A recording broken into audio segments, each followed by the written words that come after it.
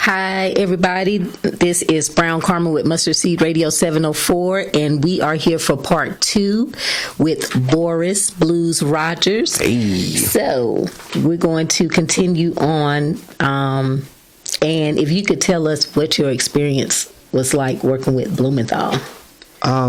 It was incredible. It was an incredible ride. They are a powerful force in the nonprofit world. If people knew that, they're a nonprofit, but they focus on Broadway stuff, and that was mainly their, well, not even mainly, it still is their bread and butter, but that is mainly their focus. But they brought me in to do some really intentional work with community artists, with community period. So I got to employ and pay a lot of artists, and we're talking well over $500,000 worth of stuff over the time I was there.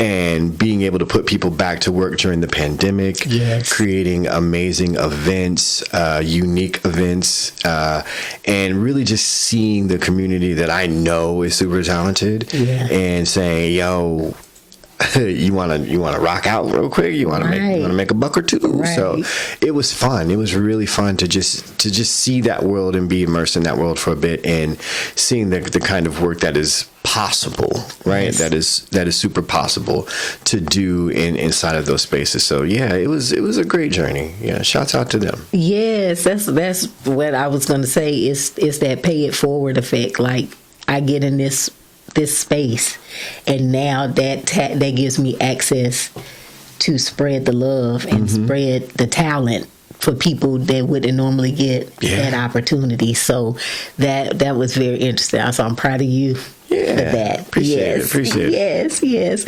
And talk about if you could give us insight of how it felt being on stage with Christian McBride. Yeah. Yes. So what your listeners may not know is we were talking about this before we got on air, and I couldn't remember his name, so it was driving me crazy. So we had to go dig it for it. That's why we both said Christian McBride the way we said it. He is genius. Like, that man knows music and knows the history of music and the history of our country, which is like triple threat kind of thing.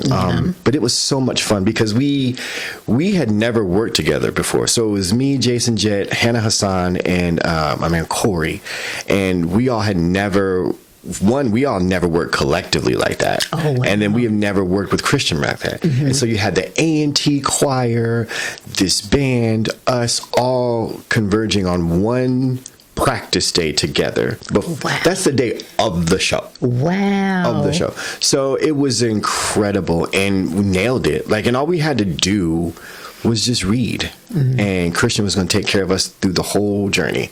He's like, just read what you see, and I got the rest. And genius. That was awesome. Genius. Pure That's genius. Awesome. Yeah, man. Yeah. That guy, if you look him up, he's good. He's really good. Okay. And last thing, for anybody entering the spoken word entertainment or in that sector, what would be some advice, like, from your younger self to current self, that you would pass on to a beginner? Get out while you can. No, I'm just kidding. I would say listen to your own voice, trust your gut, and if you have an OG that you trust, listen to what they say, because they've made the mistakes. They've been where you've been. There's nothing new under the sun, right? And generally, if someone is telling you something good or something, that they think you need to know, it's because they've experienced it. So I always say it's get it from someone you trust. But at the end of the day, trust your own voice, and trust your own sound too. Like, don't try to sound like someone else, because they will say you sound like someone else, and that will get in your head. And then all of a sudden, now every other poem you've done sounds like that person you've been emulating. It's all right to be a fan of them, and sometimes their voice shows up in the work, but if it sounds weird, if it feels awkward, if it feels off, you're on the right track. Gotcha. Because it's uncomfortable and it's a growing space, right? Definitely is. And that's what a growing space should feel like. Some awkwardness, some uncomfortableness. So, yeah, trust you and go for it. Put poetry where it ain't. Think about all the spaces that you've been to that be like, this could use a good poem. It may sound a little cliche and artsy fartsy, but it's okay. It's okay. Like, guaranteed, if you can think of that, then it hasn't happened there. And why not try it? What's the worst that could happen? You could be successful. That's right. Oh my goodness. And that brings me to my last question. Did you see, like, I know where I started. I started then, I took backstage, but from us starting there, then we did the documentary. Then now seeing everybody, like, it's just kind of like that full circle moment. Did you see even spoken word, like when we were doing it? Did you see it like expand into all these spaces? Yes and no. Yes, I saw it expanding, but I thought it'd be us. Like, I thought it would be us, like, doing all, and it still kind of is, right?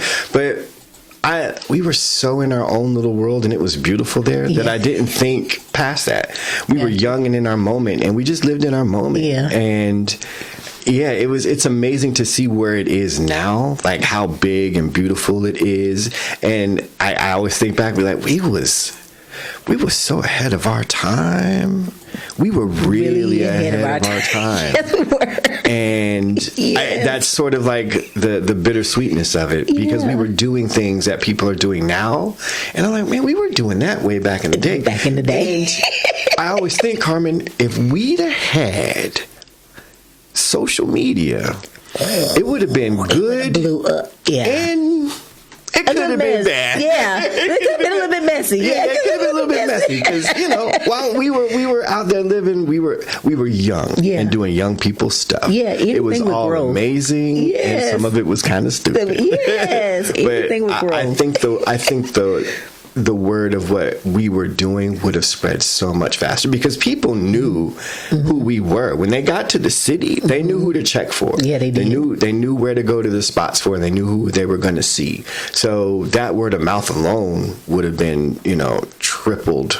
10 times, 100 times, add a little social media. But it was interesting. Yes. I think I couldn't see, how big we would have been, but we were killing it back then. Yes. I'm glad that documentary exists. Yes. So we don't have to tell the story. We don't have to tell the story. We just press play. Like, hey, y'all young ones, watch this right here. This is what we was doing right now. Yeah. That is right.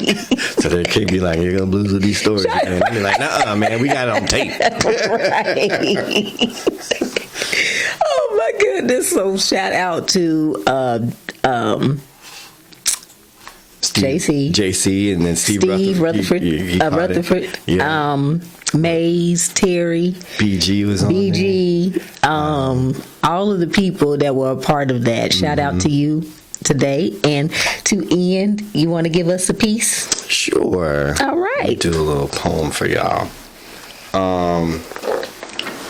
It's wild how we sit here, right? Yeah. In this beautiful space. In this amazing grace that we are in, you with radio show, me with doing what I do, but it all starts with the mustard seed, something small, planted in the ground, a sound of amen washed over it. Now it grows into a radio show. It grows into Miss Carmen Brown doing her thing, her voice still being beacon and signature in this city. Even though it may not come through poetry, it is still profound.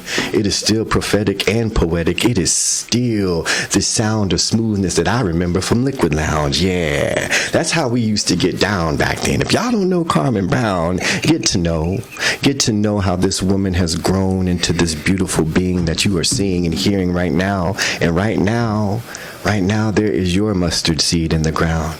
Planted. Love on it. Water it. Watch it grow. And you never know. You could end up with your own radio show. Or sit next to some old dude with a beard talking about spoken word. Press play on there. Okay, that's my poem right there. Okay.